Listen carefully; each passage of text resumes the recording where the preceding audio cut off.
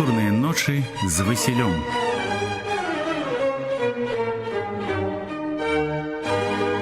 Прывітанне, ўсім прывітанне. Сёння з вамі ізноў літаратурныя ночы, а гэта значыць, што цудоўная спадарня Алена. Вітаю ўсіх. Файная спадарня Александра, пан Стась і я, Васіль Ранько-Масюк. Усе мы тут, і мы радыя вас вітаць. Герой нашых папярэдніх дзвюх серый, Антон Лявіцкі, больш вядомы пад псеўданімам Ядвігін Ша, умеў нават самых цяжкіх варунках захоўваць сонечны настрой. Не нейкі там нармальны настрой, а сонечны. Гэта сёння проста сустрэў спадара Раман, які перад намі вёў эфір. Я спытаюся, як настрой? Нармальны, кажа спадар Раман. А і ва ўсіх беларусаў нармальны. А хочацца, каб не было такога нармальнага. Каб мы не былі як на тым заводзе, як нейкі вінцікі, нармальныя. А каб мы былі сонечныя, бо сонца кожны раз свеціць па-рознаму. І праменні сонца не паўтараюцца. Мы мусім быць непаўторнымі такімі, як Ядвігін Ша. Дык вось, ён мог самых цяжкіх сітуацыях захоўваць цудоўны настрой, а складаныя жыццёвыя абставіны, якія павінны былі па логіцы зламаць яго волю, дык вось яны толькі ўмацоўвалі дух нашага героя і прыводзілі да нечакана стваральных вынікаў. Напрыклад, кідаюць студэнта Антона Лявіцкага ў бутырскую турму, каб ён і думаць забыў бунтаваць, каб стаў паслухмяным і ціхмяным, каб любіў цара, а ён выходзіць на волю не толькі па-ранейшаму дзёрзкім бунтоўным, але яшчэ і нацыянальна свядомым, пачынае займацца перакладамі на беларускую мову, стварае беларускія п'есы, піша унікальную прозу. Нават побытавыя нягоды не палохаюць нашага героя. Згарае на пачатку ў 1891 годзе яго сядзіба ў Карпілаўцы. Так вось, згарае гэтая сядзіба, а ён будуе іншую, лепшую сядзібу і абсаджвае такімі файнымі дрэвамі і абкладвае вакол камянямі, сцягае гэтыя камяні прыгожыя такі, стварае сапраўдны замак. І ўсе, уключаючы Уладыслава Галубка, Максіма Богдановича і Палуту Бодунову, якая напісала ўспаміны пра то, як яна ў 18-м годзе 1900 была ў гасцях, якімі яна была захапленні, усе просто выказвалі найвялікшыя файныя эмоцыі. Ну, напрыклад, калі большасць беларускіх літаратараў складала ў нашаніўскі перыяд у асноўным вершаваныя рэчы, ён выводзіць нашу прозу на высокі еўрапейскі ўзровень і стварае першы беларускі раман «Золата». І прытым, паўтаруся, ніколі ні пры якіх варунках не губляў бадзёрага настрою.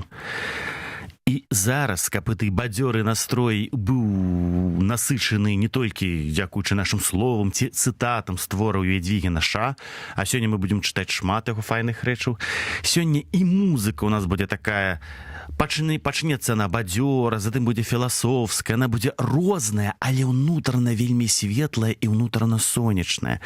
Сённяшнія нашыя героі — гэта джазавыя скрыпачы, француз італьянскага паходжання Стэфан Грапеллі і індус, геніальны скрыпач-індус Субраманіам. Яны 40 гадоў таму назад сустрэліся, запісалі альбом пад назвай «Дыялогі», дзе самая розная музыка. І мы адкрываем нашу перадачу капрысам Паганіні ў выкананні Стэфана Грапеллі і Субраманіама. Капрыс Паганіні.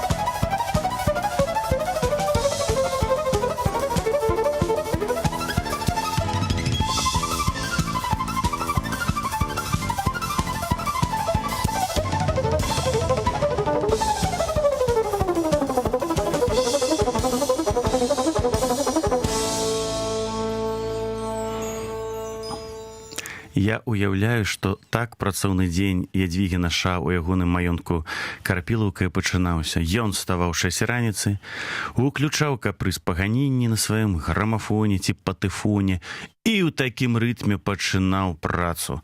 А ён быў і фізічна моцны, і маральна моцны, і за дзень мог шмат што зрабіць. І дрэўца пасадзіць, і апавяданне скруціць, і новую п'есу парэпетаваць, і схадзіць абходам па бліжэйшых вёсках і паглядзець, як там сяляне ці не хварэюць, ці што, бо мы памятаем, што Ядвігін Ша быў вельмі добрым доктарам. І ўвогуле шмат чаго ён жадаў, і пісаў ён: «Здаўна жадаў я», пісаў Ядвігін Ша, «а думкі мае ляцелі і ляцелі за гэтым жаданнем, каб як колечы вырвацца з-пад цесных і душных вулачак горада на прастор, на волю. Свабодалюбівым быў наш герой заўжды, і ў студэнцтве, і не ў студэнцтве, і ў сталым веку, і ў маладым.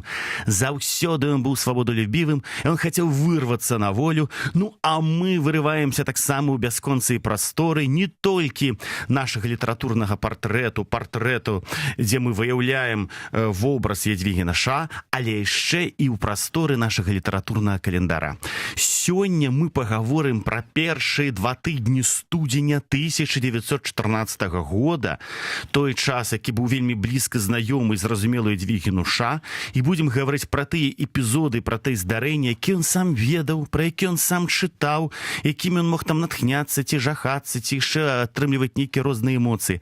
Карацей, працягваем гаварыць пра яго час. Першыя 2 тыдні студзеня 14 года. Паглядзім, што ў нас там адбывалася. Пачынаем. 4 студзеня 20гадовая Канстанцыя Буйло, у якой, дарэчы, у гэтую нядзелю 14 быў дзень нараджэння, 131 год, і мы ў наступнай перадачы пра абавязкова раскажам, цэлую серыю і прысвяцім. Дык вось, яна друкуе ў нашай ніве верш «Паморы жыцця». Па моры жыцця ад сябе ў аддалі чужыя сабе мы плылі. Дык вось зашумелі спакойныя хвалі, і нашыя чоўны супольна сагналі і разам нас уперад няслі. І разам нас уперад неслі. А далей юная паэтка разважае ў сваім вершы пра тое, як гэта ввогуле цудоўна, калі такі вось выпадак, калі такая нечаканка можа злучаць навекі людзей разам, і яны цяпер адзін без аднаго не могуць, і як цудоўна, калі сапраўды такое вось адбываецца.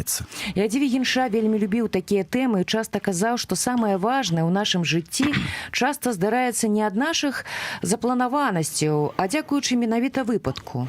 Так. І як тут не згадаць тую ж Бутырку, бо не было б яе ў жыцці Ядвігіна Ша. Хто ведае, мо і не з'явіўся б у нашай літаратуры такі вялікі пісьменнік.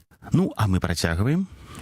У тым жа першым нумары нашай нівы сустракаем такую зацемку, што на пачатку студзеня 1914 года праз Лібаву варочаецца шмат эмігрантаў з Амерыкі, найболей беларусаў.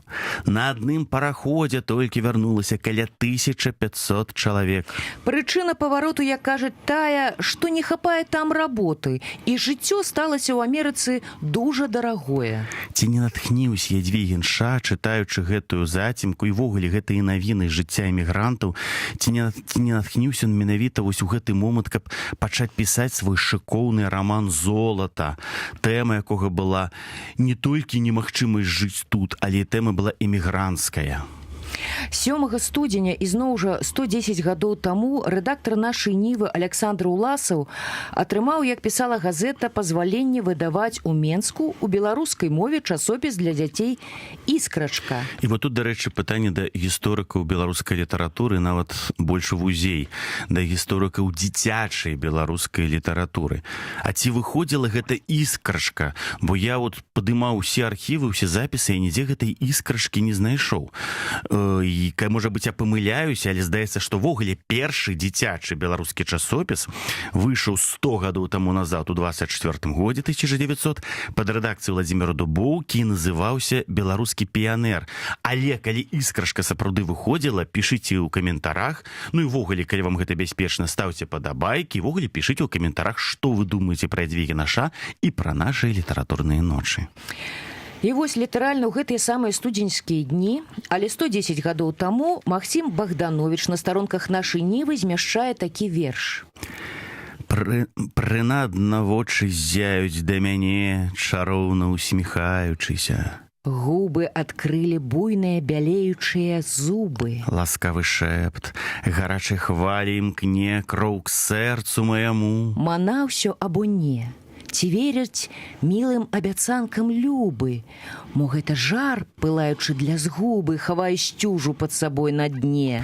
Так іншы раз над сонную зямлёю, агністую дугою залатою прарэжа цемень яркім метэор. Гарыць ён, іскры сыпле і нясецца, бліскаючы мацней ад ясных зор, а ў глыбіні халодным астаецца. Чытаючы гэты верш Богдановича ў нашай ніве, верш пра тое, што дзяўчына па сутнасці не ведае, верыць любаму ці не верыць, альбо нават і каханы не ведае, верыць ці не верыць таму, што табе кажа, што я цябе кахаю, я цябе чакаю. Ядвіг Інша, думаю, чытаючы гэты верш, не здагадаваўся, як гэта эмацыйна адгукнецца для яго любімай дачкі Ванды Лявіцкай. Пра гэта пасля музычнай паўзы.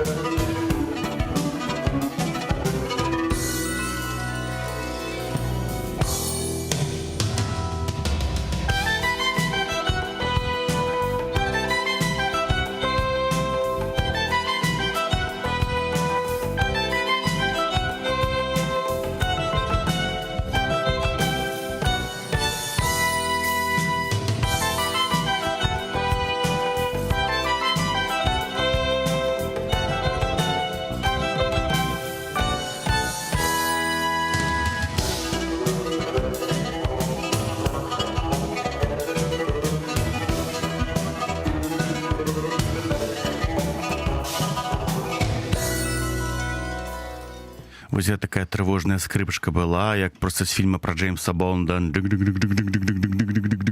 І пад эту трывожную скрыпачку, як сэрца трывожна б'ецца ў Ванды Лявіцкай, хочацца адразу запытаць увогуле, ці можна верыць мужчынам? Спадарня Алена, можна верыць мужчынам і пры якіх абставінах?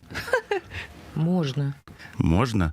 Ну што ж, добра. Спадарня Алена, она просто майстар лаканічнага адказу, і так галоўнае скажа, што пасля нават не хочацца больш нічого пытаць.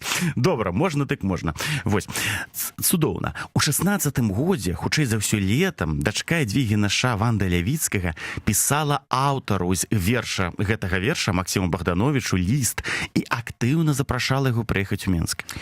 Я ваша даўняя прыхільніца. Я ведаю ўсе вашыя вершы на памяць. Вы дзівосны. Так хочацца, каб вам было добра.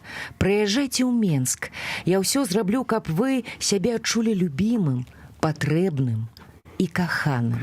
Ванда Лявіцкая, якая, акрамя таго, што была дачкой Ядвігі Інша, з'яўлялася таксама і сама знанай пісьменніцай, перакладчыцай, педагогам, арганізатарам.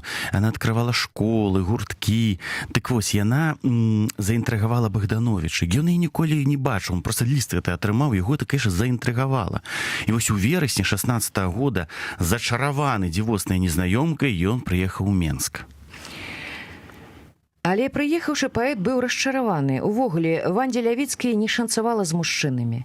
Перад тым, як яна пачала эпісталярны дыялог з Богдановичам, то пісала і Максіму Гарэцкаму, але і там не склалася. Ядвіг Інша бачыў пакуты дачкі. Ён быў цудоўным бацькам.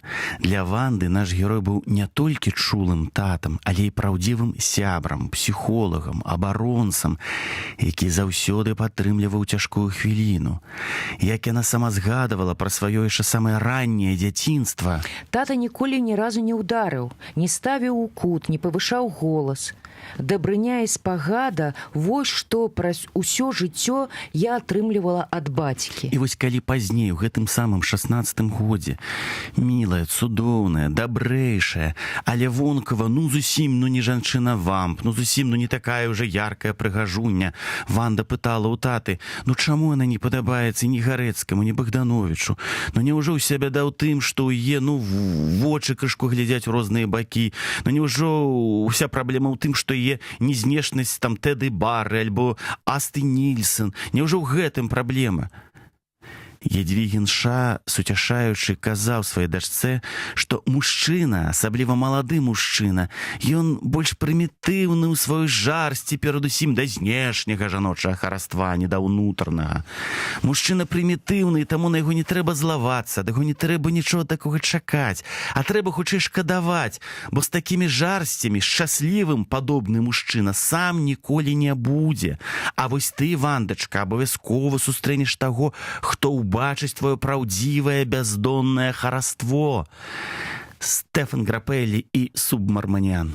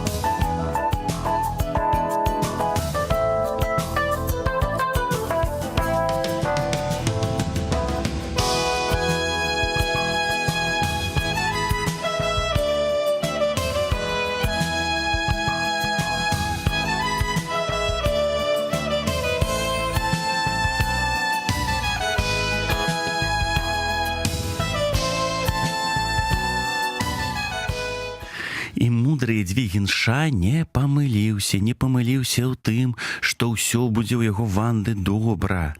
І гэта былі не пустыя словы. Наш герой увогуле не любіў пустаслоўе. Ванда Лявіцкая неўзабаве выйшла шчасліва замуж за мовазнаўцу Язэпа Лёсіка і здабыла сваё сямейнае і жаночае шчасце. Ядвігін Ша выдатна, дарэчы, валодаў мастацтвам дараваць.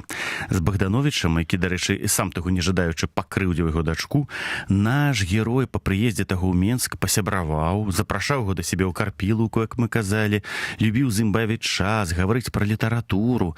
І тут, дарэчы, трэба зазначыць, што і Богданович быў незлапамятны, а яму ў адносінах да Ядвігі Наша было што прыпомніць. І гэтае, што было прыпомніць, было звязана з працай Ядвігі Наша у нашай Ніве ў пачатку 10-х гадоў. Мы нездарма пачалі літаратурны каляндар з падзеяў, якія апісваліся ў нашай Ніве. У 1909-10 годах наш герой жыў у Вільні, працаваў сакратаром, а затым загадчыкам літаратурнага аддзела нашай Нівы. Паводле гісторыка Алеся Смаленчука, Антон Лявіцкі, Ядвігін Ша, паведамляючы пра свой прыезд у Вільню, зрабіў прыпіску у рэдакцыю як да сонца. наша Ніва была для Ядвігі Наша як сонца. Будучы загадчыкам літаратурнага аддзела, ён аберагаў гэтае сонца, аберагаў ад розных цёмных плямак дэкадэншчыны. І таму, калі яшчэ нікому невядомы яраслаўскі гімназіст Максім Богданович пачаў актыўна дасылаць у 909 годзе з вясны, калі не памыляюся, у рэдакцыю свае дзіўныя міфалагічныя вершы пра лесуноў, пра русалак, пра вужыных каралёў, пра іншую нечысць. Натуральна, што Ядвігін Ша адпраўляў усё гэта, як ён падпісываў у архіў. Як памятаем, спатрэбілася ўмяшанне крытыка Сергея Палуяна, які раскрыў вочы рэдакцыі на праўдзівае хараство твораў Максіма Богдановича, пасля чаго яны пачалі з'яўляцца ў друк, і юны паэт стаў зоркай нашай літаратуры. Дык вось, Богданович дараваў свайму строгаму літаратурнаму, не ведаю, рэдактару, нават так можна сказаць, бо Ядвігін Ша сябе паводзіў як праўдзівы рэдактар, які то забараню гэта да друку, то хай будзе, то памяняю нешта. Дык вось, ён дараваў яму ўсё гэта, вось, і ўвогуле затым неўзабаве, ўжо там праз пару гадоў, у 12-м годзе прынамсі, і ў лістах, і ў сваіх артыкулах, ён высока ацэньваў прозу Ядвігі Наша і казаў, што гэта празаік, які на адным узроўні з лепшымі еўрапейскімі пісьменнікамі. Як гэта ввогуле важна умець дараваць, таму ёсць чаму павучыцца і ў Ядвігі Наша, і ў Максіма Богдановича, бо пасля гэтага яны сталі сапраўды праўдзівымі блізкімі сябрамі. І пасля гэтага яшчэ адна цудоўная кампазіцыя Стэфана Грапелі і Субраманіяма, якая называецца «Ілюзія». Калі ласка.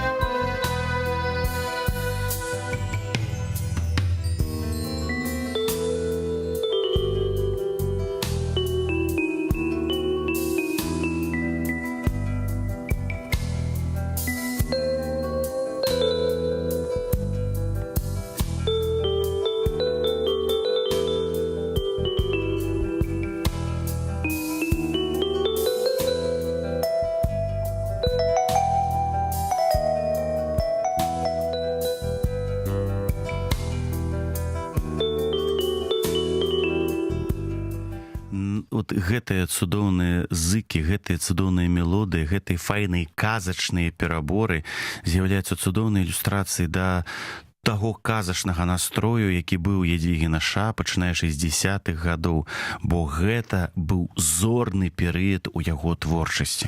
Пасля дзівоснай паэмы «Дзед Завала», якая выйшла асобнай кнігай у 1910 годзе, і ў якой Ядвігін Ша заклікаў яднацца з прыродай, у 1912-м выходзіць яго першы па-сапраўднаму зорны зборнік прозы «Бярозка». Гэтая кніжка, якая каштавала ўсяго 5 капеек, змяшчала такія шэдэўры, як «Бярозка», пра якую мы казалі, якую мы чыталі вам мінулай серыі, «Чалавек», «Хлеб», «Баба», «Заморскі звер», «Пазыка», «З маленькім білетикам», «Вучоны бык», «Што сказаў певень», «Падласенкі», «Рабы».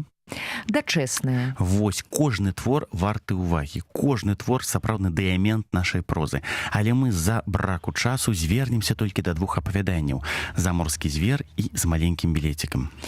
Было так. Дык вось, было так, пачынаем з заморскага звера.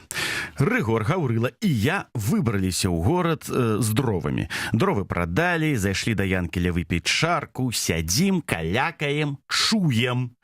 Каля другога стала гамоняць аб сялякіх зверах заморскіх, якія панавозілі цяпер у гэты горад. Гаўрыла і кажа да нас: «Браткі, лепш меней чарак вып'ем, а пойдзем паглядзець заморскую малпу». Ну, добра, пайшлі. Чаўпёмся па вуліцах, дапытваючыся, як і куды трапіць да гэтай заморскай звярыны. Аж тут нарываецца нейкі і кажа: «Хадзіце за мной, я вам пакажу малпу, і кошту ніякага не будзе». Усцешыліся мы, коцім за ім. «Слухайце, дзядзькі, Кажа да нас правадыр наш: ну паказаць малпу, то я вам, канешне, пакажу, але сам з вамі не пайду, бо яна вельмі сярдзітая і не любіць, каб хто другі раз прыходзіў глядзець на яе, а я ўжо раз бачыў». Завёў ён нас на некую вуліцу, збочыў нейкі садок, ды і паказвае пальцам. «Бачыце, вунь гэты жоўты дом і велізарны ганак пры ім. Падыдзіце бліжэй і прыглядзіцеся. Вось на крэсле сядзіць тая заморская малпа». Сунуліся мы бліжэй, углядаемся, праўда. Страшная, гарбатая, тварнік так от сплюснуўшыся, ды амаль ніці не ўся яна ў валасох. Але ж да чалавека надта падобная, нават апрануўшыся зусім як пан які. Апратка пекная, багатая, але і ўвагі на нас ніякай не робіць, сядзіць і нават газету чытае. Асмеліўшыся, сталі мы бліжэй падходзіць. Нічога, сядзіць. Гаўрыла кажа: «Братцы, ай, свісну я». Свіснуў ён раз. Нічога. Свіснуў другі, трэці раз. Ажно праўда. Падняло гэтае звяр'ё галаву, да і лыпае на нас маленькімі вочкамі. Але так неяк смешна, што мы ўсе ў рогат. Ажно, людцы ж вы мае, як запішчыць яна на нас. І хоць усяго не зразумелі, але лаянка зусім да нашай падобна, толькі яшчэ крапчэйшая. Кажа Рыгор. Рыгорка гэта кажа Рыгорка.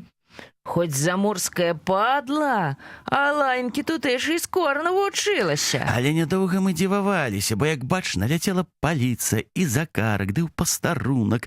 Там мы толькі даведаліся, што жулік нас падвёў, бо гэта не заморская малпа, амаль ці не першы чалавек у горадзе. Але, як людзі нам казалі, надта падобны да малпы. Даведаліся мы ў паліцыі яшчэ нечага, але ўжо зусім не заморскага, а тутэйшага, а менавіта лазовага куста. А мне за тое, што аткнуў пугаўём у гэную звярыну, зрабілі гонар, лішніх 15 усыпалі. Не верце ніколі розным гарадскім жулікам. Музычная паўза.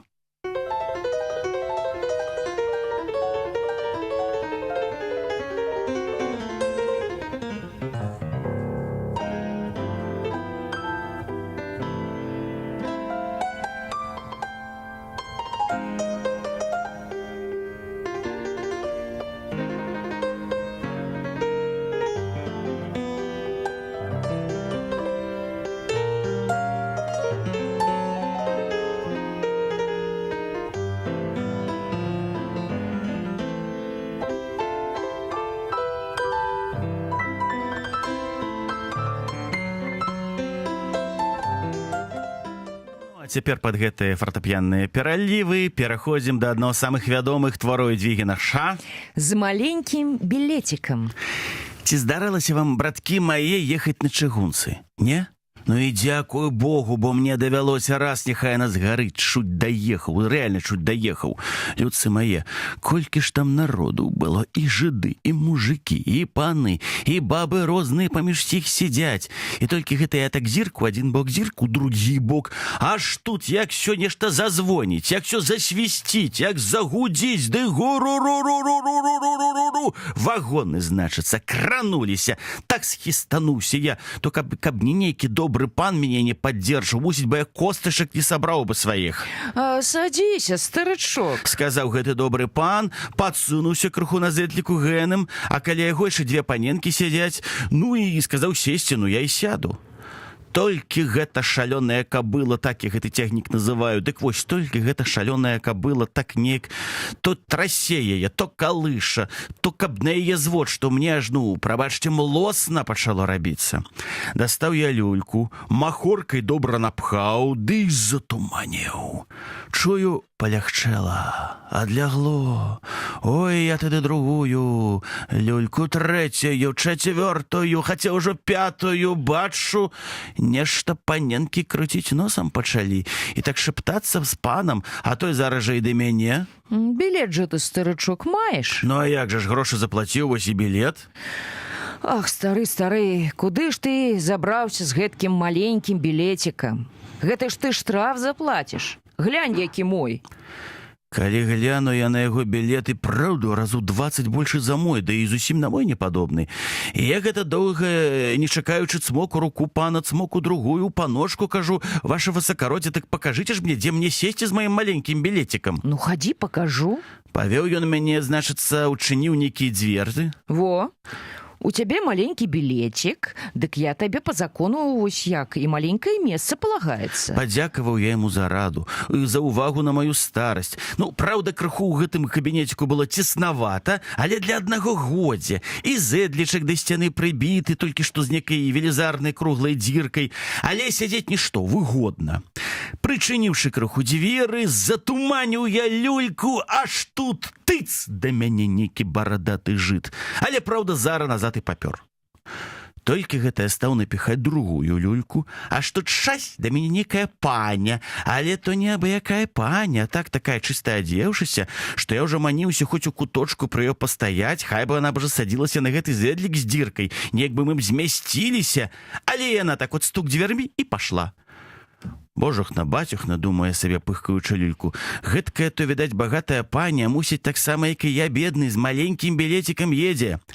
Не скончыў я яшчэ другой люлькі, аж тут, калі стаў да мяне сыпаць народ, ну не раўнуючы, як на хрэсьбіны. І ўсё скрых ды скрых, дзвярмі скрых ды скрых, і ўсялякага стану, і малых, і старых. А я сяжу сабе, як пан, ведама, ну заплаціўшы ж грошы, ды падміргаваю ім, ды усміхаюся з іх зайздросці. Аж ізноў лезе той самы барадаты жыд, ды як наваліцца на мяне.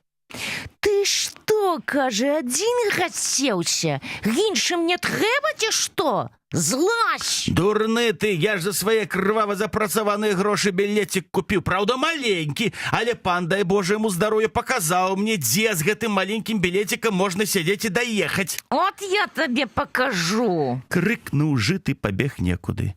Аж зараз павёў на мяне нейкіх чыноўнікаў, ці ліха іх там ведае каго, і сталі мяне яны адтуль цягнуць, але я ж не такі дурань, я ж упёрся, і хоць першы раз я на этой паганай кабыле еду, але не даўся. Прыехалі на нейкую станцыю, навялі на мяне нейкіх вайсковых з аружжам людзей, ты наставілі свае тыя гарматы, дык, прызнаюся, і далі мне рады старому, і нават на вакзал зацягнулі, і хацелі нешта пісаць і пакінуць мяне тут. Чуць-чуць выпрасіўся і ледь дабраўся, дзякаваць Богу, да месца. Ніколі больш не буду ездзіць на чыгунцы, на цягніках, і вам не раю. Музычная пауза.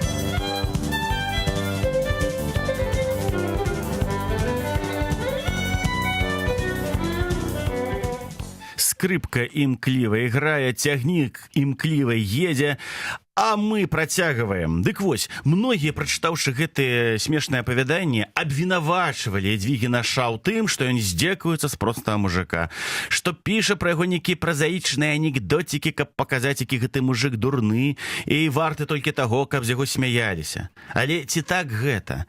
Ванда Лявіцкая неаднаразова згадывала, што яе бацька лекаваў сялян з ваколічных вёсак, ратаваў ад халеры, грыпу і іншых хвароб. У Вільні падчас Першай сусветнай вайны клапаціўся, каб былі адкрытыя бясплатныя сталоўкі і прытулкі.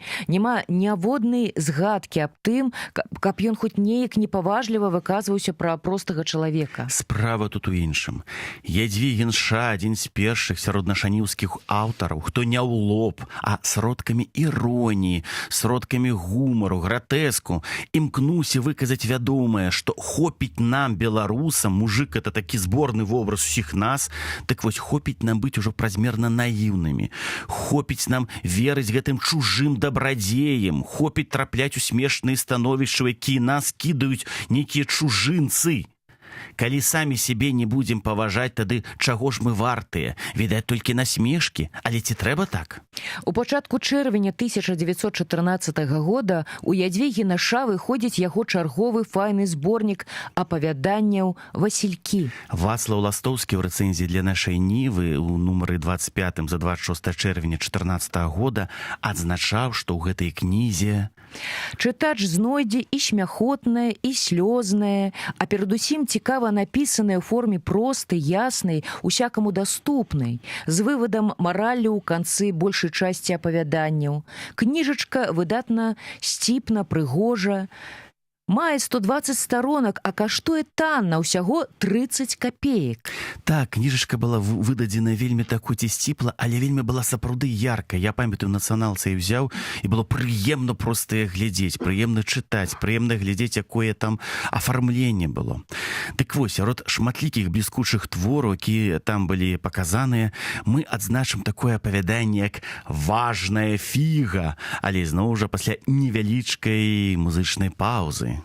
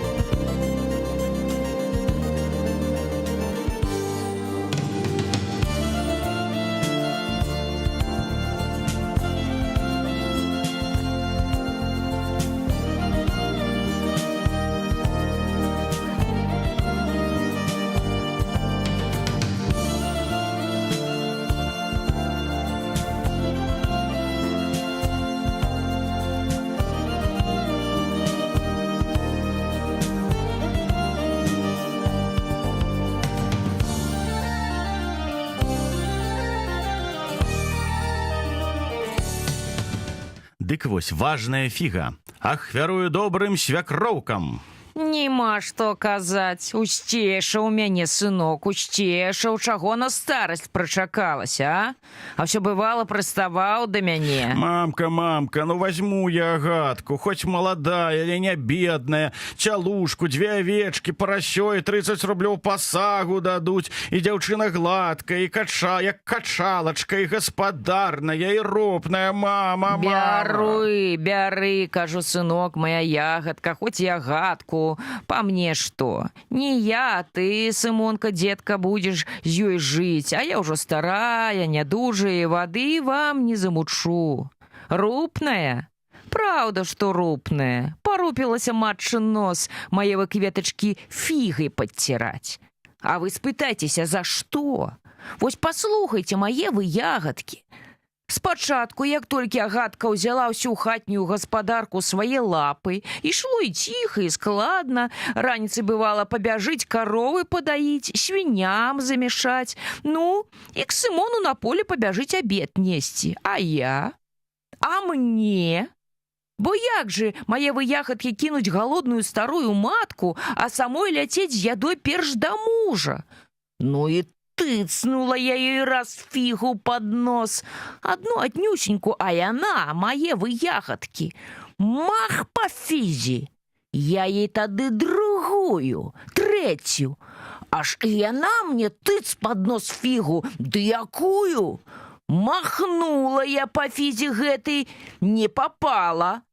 А што махне яна, то якраз урэжа.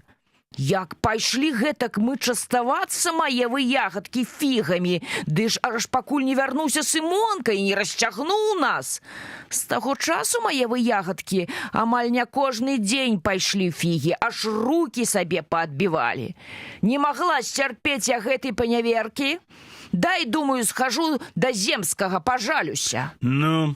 Кажа, выслухаўшы мяне Земскі. Ну, вось што я табе скажу. Па судах цягацца табе няма чаго, ды грошы на это трэба, а я і так табе раду дам. Давай руку. Взяў ён гэта маю правую руку, мае выкветачкі. Круціў мае каслявыя пальцы. Думала, што ўжо хіба паломе іх, але сагнуў неяк так у кулак і пытае, што гэта? Так, што гэта? Калі гляну, ягадкі мае фіга, ды не адна, а дзве велізарныя фігі з аднаго кулака злажыў. Даліпан, фігі! Я і кажу, фігі, панок моя ты кветачка. Ну ты добра, нясіш ты гэтыя фігі дадому і падаткні нявестцы пад нос. Скажы, што Земскі прыслаў. Няхай пасмее ударыць па фігах Земскага. Але помні сабе, што толькі па гэтых фігах, калі ўдары, то падавай у суд. А як раскруціш пальцы, ды сама зложыш, то няхай сабе зноў таўчэце пальцамі, абараніць не буду. Пайшла я. Іду, паглядаю ўсё на рукі, як гляну на фігі Земскога. Гэткага пана, аж уцеха мае выягадкі бярэ. Праўда, спачатку балелі пальцы гэтак перакручанымі несці і невыгода вялікая, але пасля скрэплі яны і кулак неяк такі данесла да хаты. Уходжу, бачу, нявестка каля пячы круціцца, Сымонка хамут абшывае. Я баджэй да нявесткі, так і так кажу. Земскі табе мая ты ягадка гасцінец прыслаў, фігі са дзве.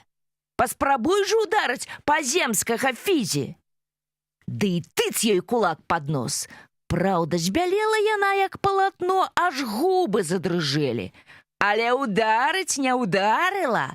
Я і давай ёй тыкаць раз па раз. Падбег Сымонка бараніць, я і яму тыц. Папрабуй, кажы, зневажаць Земскага фігу. Толькі мае кветачкі, недоўга я цешылася, частуючы нявестку, зачапілася, каб яго агонь за тапчан грымнула, і фігі раскруціліся. З таго часу не лезу я ў вочы маладым, але і нявестка баіцца мяне, як агня, каб ізноў не пайшла да Земскага, мае ягадкі, па фігі. Музычная пауза.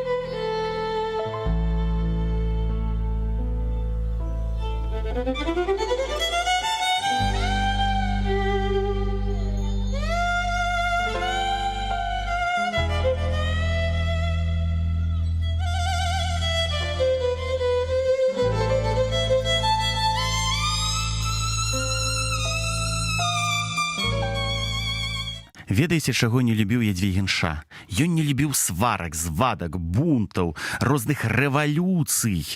Вось, і пра гэту нелюбоў да рэвалюцыі цудоўна сказаў даследчык беларускай літаратуры Іван Чыгрын у прадмове да кнігі выбранага за 76 год. Іван Чыгрын пісаў: Ядвігін Ша не прызнаваў рэвалюцыйнага шляху вырашэння грамадзянскіх супярэчнасцей, у тым ліку і нацыянальных. Тыя, хто рассейвае не яднанне, раз'яднанне, не дружба, а варожасць, не любоў, а нянавісць, тыя не ўсведамляюць ніякай адказнасці не толькі перад кім-небудзь, але і ўпэўнены і самі перад сабой. Зусім шчыра пісаў ён гэта ў неспакойны 1905 год. На яго думку, адзіны прымальны спосаб вырашэння грамадзянскіх супярэчнасцей – маральна-этычнае самаўдасканаленне. Ён верыць у творчыя сілы чалавека. Розум – вось што робіць людзей людзьмі. І усе свае супярэчнасці чалавек павінен вырашаць толькі на грунце разумнай гуманнасці. Сцягам людскога агульна жыцця павінна быць любоў і дабрата да бліжняга. Каб быць добрым, неабходна удасканальвацца. Шлях жа да ўдасканалення ляжыць праз асвету. Адна з самых вялікіх мараў Ядвігіна Ша была, каб беларусы забылі пра свае дробязныя супярэчнасці, каб навучыліся яднацца. Пра гэта марыў не толькі ён, але і Гарэцкі, Аляхновіч, Антон Луцкевіч, многія іншыя. Усяк бы это дзіўна не гучала, смерць Ядвігіна Ша, а дакладней праблема ўстаноўкі ў 1937 годзе на яго магіле помніка зрабіла акурат немагчымае. На кароткі час беларусы забылі пра спрэчкі. Касцёл святога Мікалая. Тут 30 кастрычніка 1937 года Адам Станкевіч адправіў набажэнства за спакой душы Ядвігіна Ша. Якраз у тыя дні на росах на магіле Ядвігіна Ша замест драўлянага крыжа быў пастаўлены гранітны помнік. Адкрыццё і асвячэнне адбылося ва ўторак 2 лістапада 16 гадзіне. Зноў жа да грамады звярнуўся Адам Станкевіч. Людзей жа сабралася шмат і не толькі ў Вільні. Адзін юнак прыехаў на ровары аж на з-пад Свянцянаў. Гэтая падзея для беларускай Вільні мела менавіта аб'яднаўчы характар. Яна пачалася з таго, што 20 красавіка 1937 году рэдакцыйная калегія часопісу «Шлях моладзі» выпусціла адозву. Мусім паставіць помнік Антону Лявіцкаму. У адозве былі такія словы. Сёлета, 23 лютага, мінула 15 год ад таго, калі ў Вільні расстаўся з гэтым светам наш пісьменнік Антон Лявіцкі, Ядвігін Ша. Гэты пачынальнік беларускай прозы ляжыць пахаваны на віленскіх могілках росы. А дзеравянны збуцвелы крыж над яго магілай з кожным днём хіліцца штораз ніжэй. Праходзячы ля яго, з вялікім толькі трудом можна даведацца з заржавелай таблічкі, што тут знаходзяцца астаткі цела беларускага пісьменніка. Сорам сім беларусам, каб у такім стане была магіла нашая песняра. Сорам гэта яшчэ больш узвялічваецца, калі зважым, што магіла Антона Лявіцкага знаходзіцца пры галоўным уваходзе на росы і што на яе глядзяць сотні і тысячы людзей. Не можам згадзіцца, каб магіла далей была такой апушчанай і закінутай. Да ўпарадкавання трэба прыступіць зараз жа. І сёлета яшчэ мусім паставіць на яе хоць скромны памятнік. Ініцыятыву і арганізацыйную пры гэтым працу бярэ на сябе рэдакцыйная калегія «Шляху моладзі», ахвяроўваючы адначасна на помнік Лявіцкаму 50 злотых. Неўзабаве было сабрана 95 злотых 60 грошаў. І разам з рэдакцыйнымі сума склала 145 злотых 60 грошаў. А праз месяц на рахунак ужо набегла 251 злоты 80 грошаў. За ліпень, жнівень, верасень, кастрычніка, лістапад у касу яшчэ прыйшло 175 злотых і 5 грошаў, што ў плюсе дало 426 злотых 85 грошаў. Каб цалкам разлічыцца з разбярскай камянярскай фірмай, якая рабіла помнік, то ўсё яшчэ бракавала 50 злотых і, мяркую, іх ахвяраваў ксёндз Адам Станкевіч. Дарэчы, Дарэчы, сумы ўзносіліся розныя. Напрыклад, моладзь вёскі Рэўкі Скідзельскай воласці Гарадзенскага павету сабрала 1 злот 50 грошаў, а беларускія студэнты, якія вучыліся ў Варшаве, даслалі 6 злотых 60 грошаў. Самы ж меншы унёсак складаў 10 грошай. Было відавочна, што і віленскія, і нявіленскія беларусы, людзі розных поглядаў, узростаў партыю, не толькі матэрыяльна, але і духоўна аб'ядналіся над магілай пісьменніка. І тады рэдактар «Шляху моладзі» Найдзюк выказаў пажаданне, каб беларусы лучыліся не толькі над магілай, але і ў жыцці. На адкрыцці ж помніку Адам Станкевіч сказаў: «Прыйшоў на свет Антон Лявіцкі праз 4 гады, як скончыў жыццё сваё на шыбе незаслаўны Кастусь Каліноўскі. Каліноўскі, як крывавая ахвяра, зложаная на алтар расійскага царызму і імперыялізму. За волю долю наша краю, за долю і долю, за волю долю беларускага народу. Пачалася тады бязлітасная і безаглядная рэакцыя. Запанавала атмасфера цемры, няволі і пераследу всякай вольнай думкі. І ў гэтай атмасферы рос і вучыўся, развіваўся і працаваў Ядвігін Ша. Здавалася, што і ён мусіў праняцца гэтым нявольніцкім духам, стацца нявольнікам, але не. Сіла цемры і нявольніцтва не перамагла сілы духа волі, ідэала волі, за якія аддаў сваё жыццё Кастусь Каліноўскі. Шырока і глыбока пайшлі яны ў народ. Гэтыя ідэалы ўзбагацілі душу Ядвігіна Ша і далі яму магчымасць стаць у шэрагі першых беларускіх адраджэнцаў, стацца адным з першых беларускіх пісьменнікаў. Успамінаючы смерці пахованай Ядвігіна Ша ў 22-м годзе, калі за труной пісьменніка ішла невялічкая грамадка беларусаў і раўнюючы гэта сённяшнім днём, то трэба сказаць, што тут над магілай пісьменніка бачым не жменьку баязлівых дзетак, але паважную грамаду моладзі, сведамай сваіх беларускіх народных правоў і абавязкаў. І ніякая сучасная сапраўднасць, што неўзавадкі ідзе з нацыянальнай волі беларускага народу, не зможа змуціць нашай веры, надзеі і любові, бо дух волі перамагае. Хай жа дух волі і на праўдзе пераможа, а яднацца ў нас, а яднанне ў нас будзе цяпер болей, чым прыкрага раз'яднання. І на сёння мы развітваемся з вами. Для вас працавала цудоўная спадарыня Алена. Да сустрэчы. Файная спадарыня Александра, пан Стась за пультам гукарэжысэра, я, Васіль Дранько-Майсюк. У наступны чацверак пагаворым пра Канстанцыю Байло, а гэта быў Ядвігін Ша. Да хуткай сустрэчы.